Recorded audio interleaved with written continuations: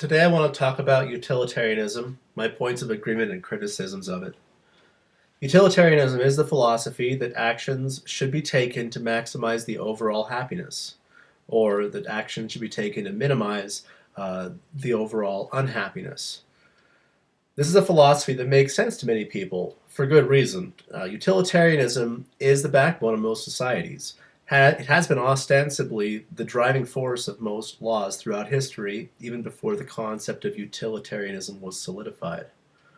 There are many different branches of this philosophy, but they all boil down to the same basic premise. I'm not going to go into each individual type of utilitarianism, but there is the Wikipedia page on utilitarianism that explains each one pretty well and succinctly, a lot more succinctly than I could. So I like the concept of utilitarianism in general because it is a force that promotes continual improvement. If each person were to be a utilitarian and act in that way, it would cause rapid progress. In my view, the biggest problem with utilitarianism, applied through state power, as we have seen in governments, is that it's enforced through laws which are relatively inflexible. This means that each action isn't weighed individually, it's weighed based on a rule. And I believe that most rules are not universal. That each rule needs to be applied on its own merits and its own standards. For example, you can say there's the commandment, "Thou shalt not steal." That's usually a good rule. However, if you're stealing bread to give to a starving family, then the lines become a little bit more blurred, a little bit more grayed.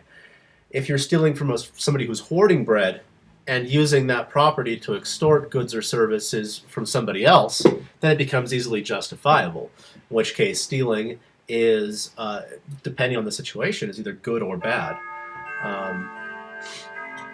The most obvious criticism coming from my non-aggression point of view is that utilitarianism can easily turn people into the property of the society.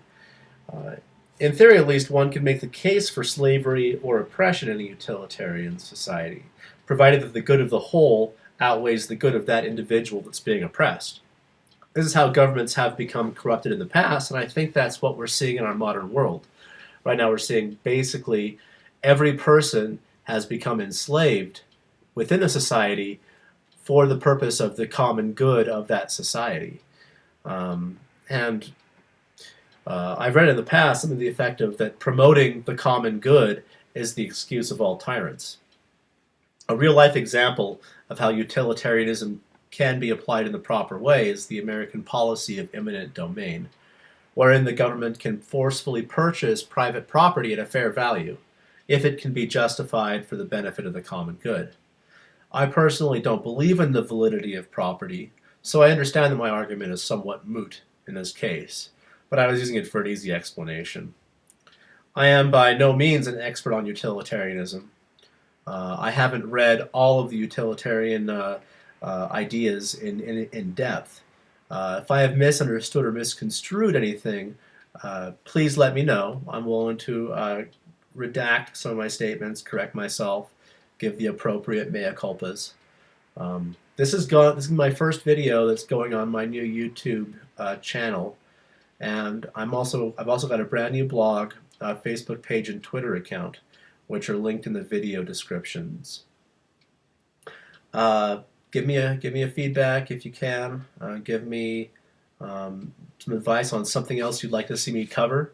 I'm thinking my next series of videos are going to be talking about different anarchists in history, probably starting with Errico Malatesta and Mikhail Bakunin, who are my two personal